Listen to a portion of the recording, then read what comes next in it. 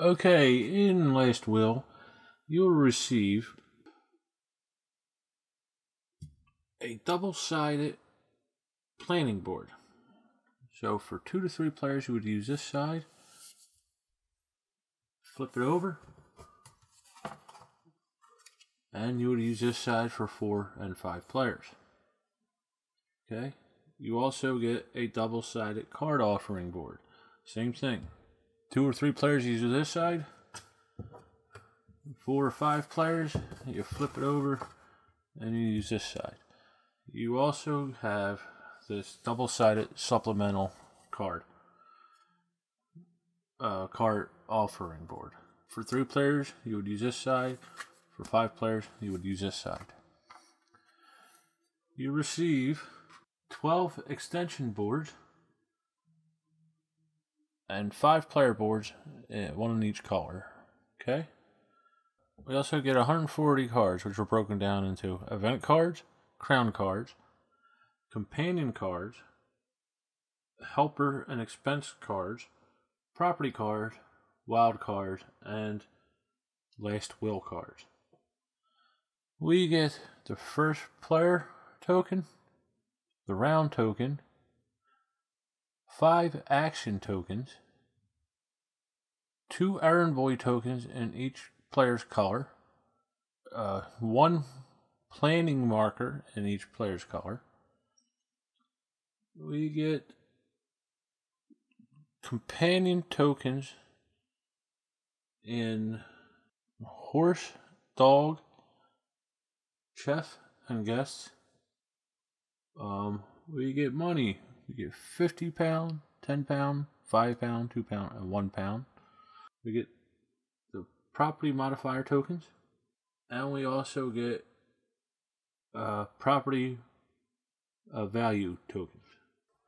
You also get the instruction manual.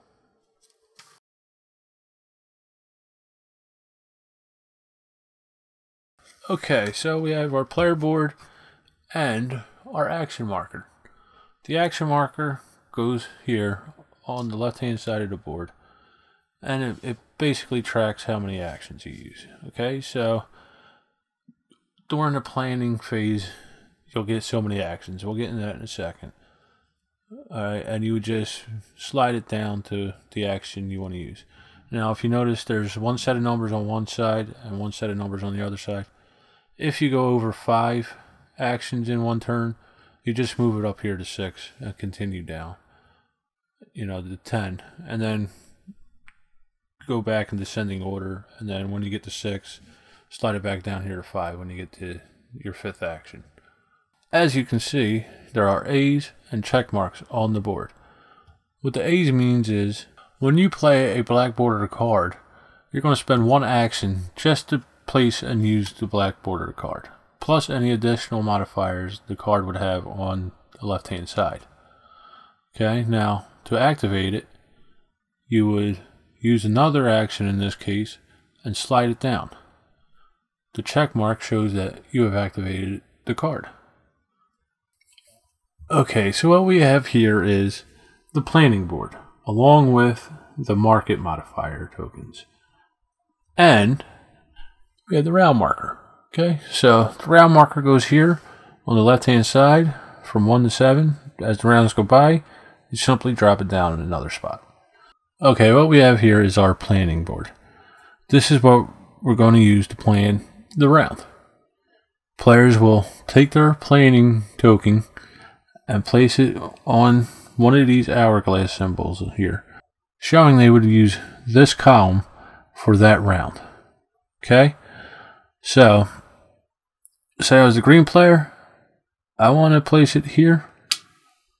I would automatically draw 2 cards, and then the next player would place their token. So we have yellow guy, they would place it here, they would automatically draw 7 cards. Now whoever is placed closest to the left of the board will be the first person to take their actions. Okay, so green guy took his cards. Next, he's going to place his errand boys, which are these little top hats. You could do that anywhere on this board that he chooses to, or on the card offering board, which we'll get to in a minute. So next, the yellow player would place their errand boy. Okay, anywhere on this board or the card offering board. And it would go on to the next player. Okay. Finally, we have the 2A here.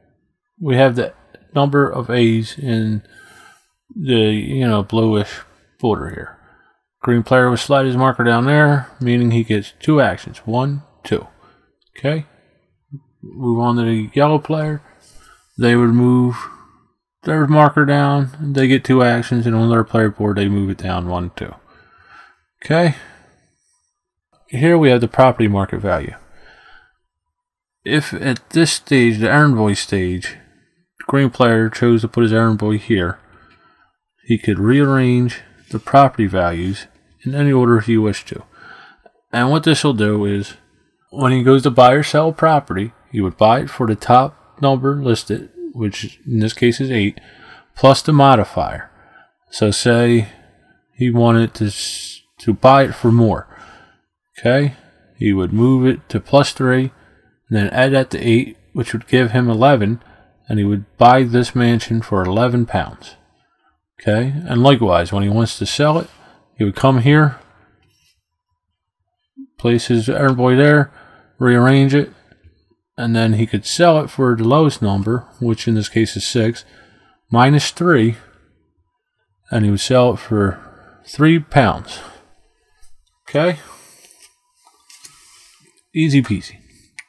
Here, the player could place their errand boy on their color, and they could draw 1 card blindly. Okay?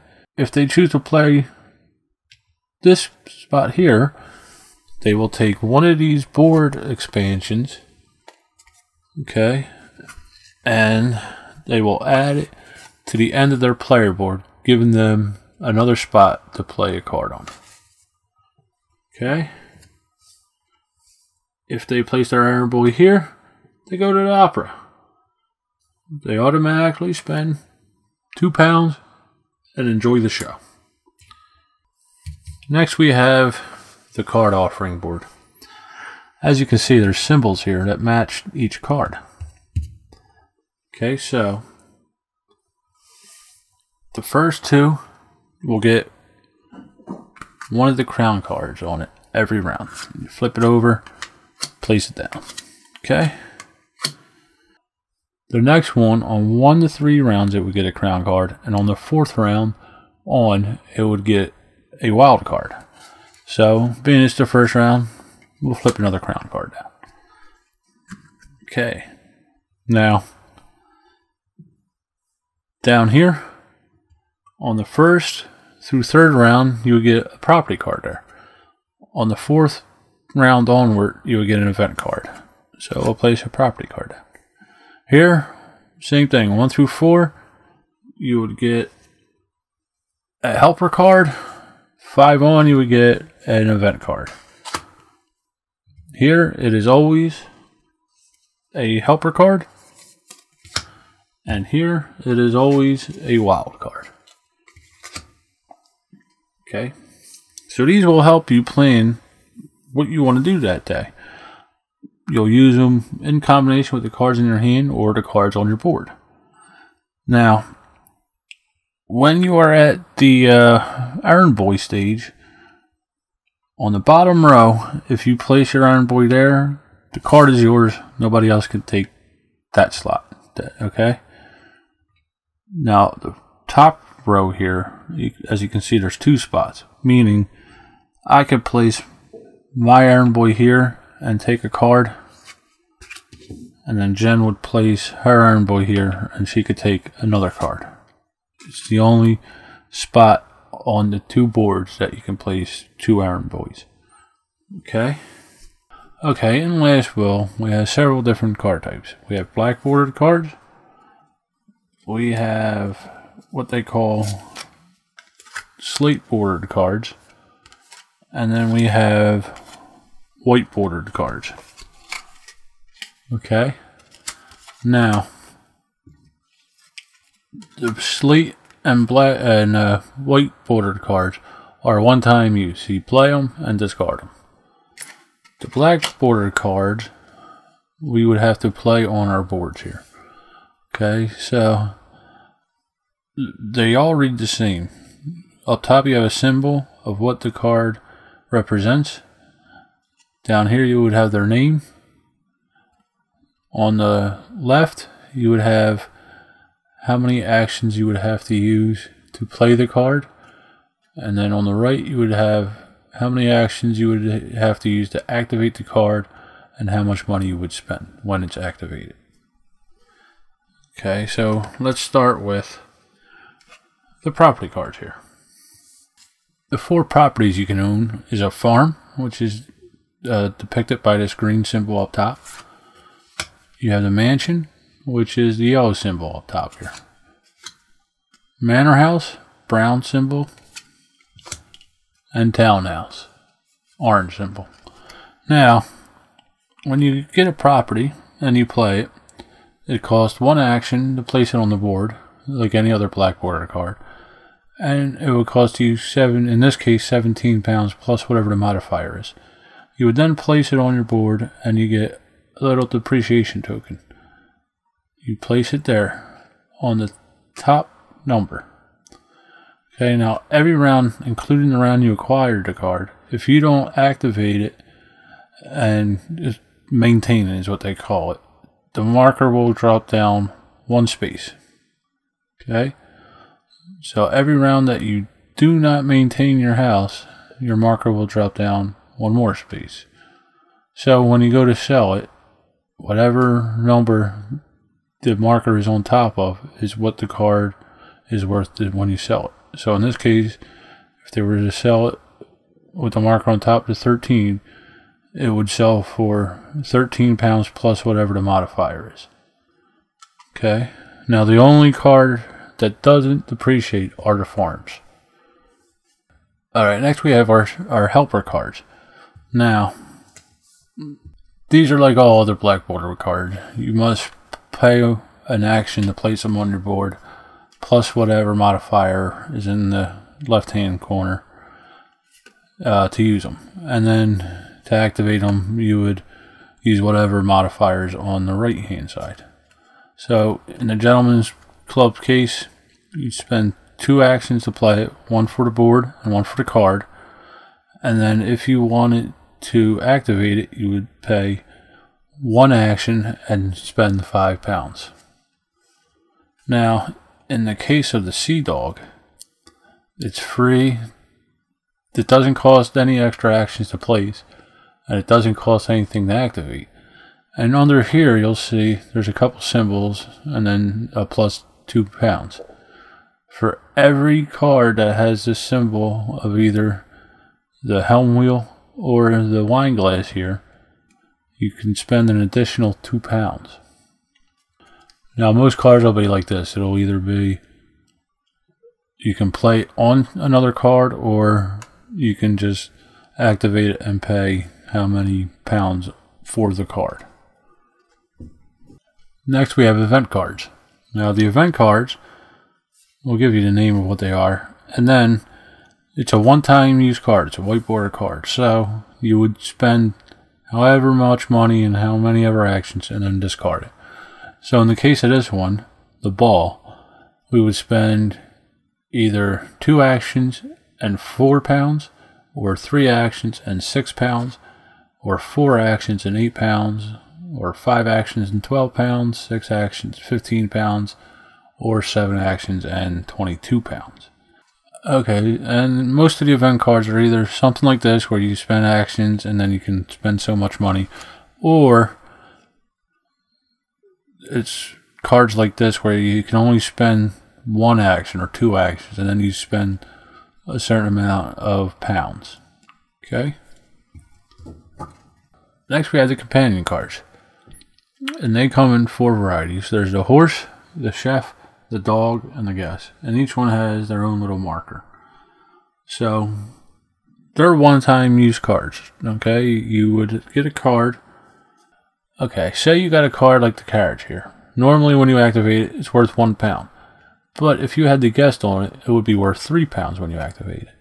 Now to do this, you would take your guest token, place it on top of the circle there with the action. You would spend one action, and then you would discard the card.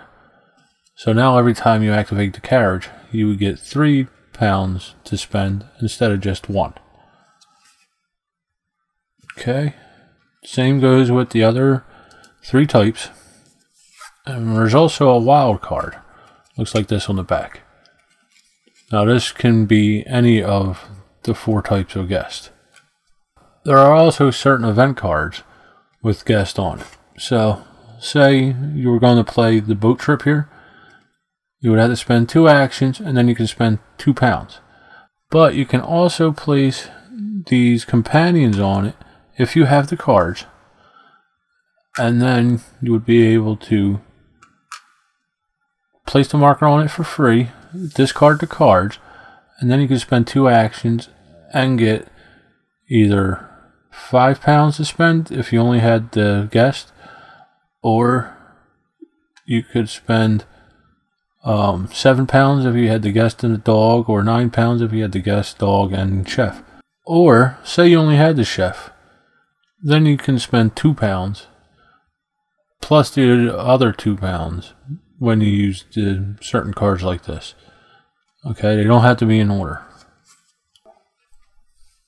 Unlike the black border cards, if you have the companion symbol on the right side of the card, you must first place, like in this case, the dog companion, and then you could activate it for 4 pounds. And then you can activate the horse companion on it. But they have to be in order. It has to be the dog and then the horse. Okay, or, it has to go from the top to the bottom. And with this, you can either choose to just spend 7 pounds if you activate it, or you could activate it twice and then spend 11 pounds. Up to you. Okay? Okay, we also have our crown cards. Now, there's different values on the back of the cards, 1, 2, and 3 crowns. Okay, basically what they are is they're souped up event, property, and helper cards. Okay, now, in the setup you will shuffle them individual. Okay, so you shuffle a group of 3 crown cards, and then the 2 crown cards separately, and then the 1 crown card. You would shuffle them separately. And then you would stack them one on top of each other. And we will play them on the card offering board. Okay, now the final set of cards we have are the last will cards. These are used in the beginning of the game. You can randomly draw it, and then that's how many pounds you will start the game off with. Okay, next we have the money tokens. And they are money tokens. Okay, we have 50, 10, 5, 2, and 1 pound denominations. And finally, we have the first player marker. It tells you who the first player is.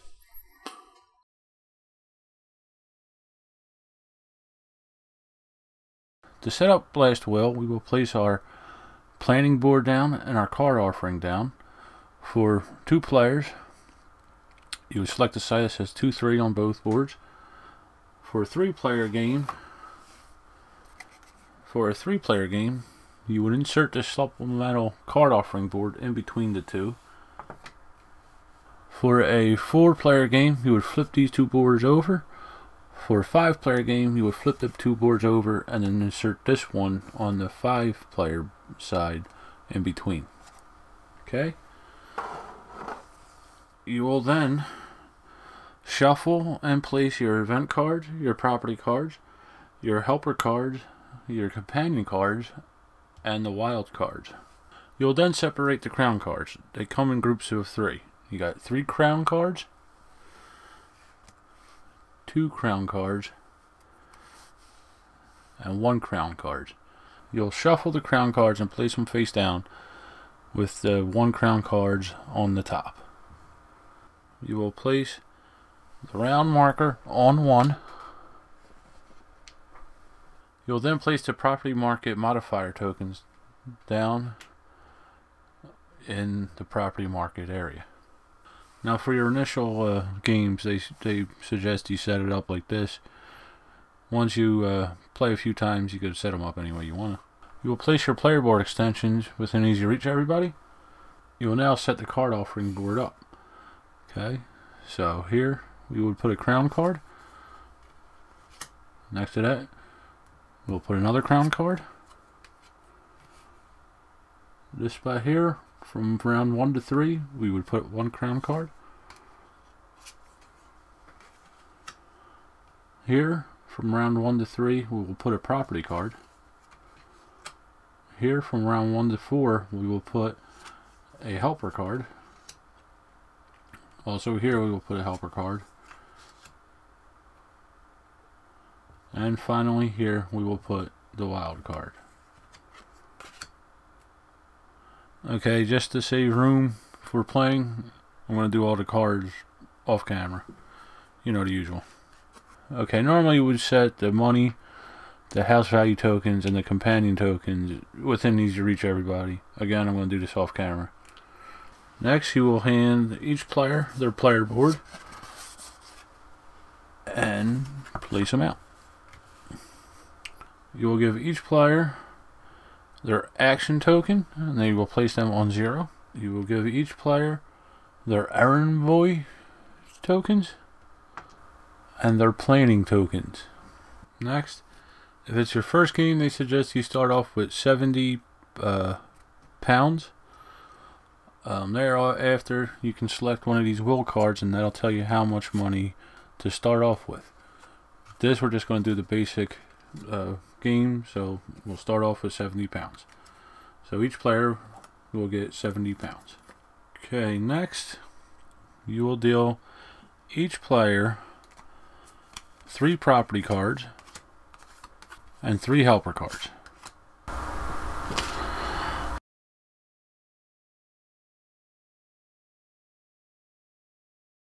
Okay, it's Victorian England. Your uncle has died. He spent his entire life amassing a fortune, but in doing so, he had no friends or family of his own. You, the players, are his only kin left, and you will both be willed a small fortune, and the object of the game is to spend and go into debt with this small fortune to gain the large fortune your uncle will will to you. In last will, players will start off with a 2-card hand. They will use the cards here in the card offering to plan what they want to do for that round. They will then take their planning marker and place it on the planning board in the action they choose to use. The next player will go, and then they will choose a planning action they use. The player who's the closest to the left of the board will start the round. Once they place it, they will draw the amount of cards noted in the hourglass symbol. Okay, so in the green player's case, it would be 5. They will then take their errand boy tokens and place them around the board to gain either cards or other actions. Now then, they would take their card, place in their hand. Next player would go. So say Jen wanted to go here. She wants to go to opera. She spends $2. Okay, once they are finished with their errand boys, they move down to the action phase. They place how many ever actions they have planned to use that round and move their action marker down that many spots. They will then play cards on their board. If they are black border cards they wish to use, they will play them on the board. Okay, if they are white or blue bordered cards, they will pay the actions or the money to use it and then discard them. Okay, so the green player wants to play this guy. He spent 1 action, place on the board, but it gives him an action, so it nulls it out. You move on, and then say he wants to play the reservation card. You pay an action to place it, then he can activate it. So he would drop it down, he would pay another action, and then pay $4 to activate it. Next, the next player would finish their action phase out. Then it comes the end of the round. You remove the round marker down. You retrieve all your planning tokens and your errand boys. You would reset any cards that you activated. If you did not activate a property, you would take your property value marker and move it down one spot. It is considered to be depreciated. Next, you clear off the card offering board. You would refill it.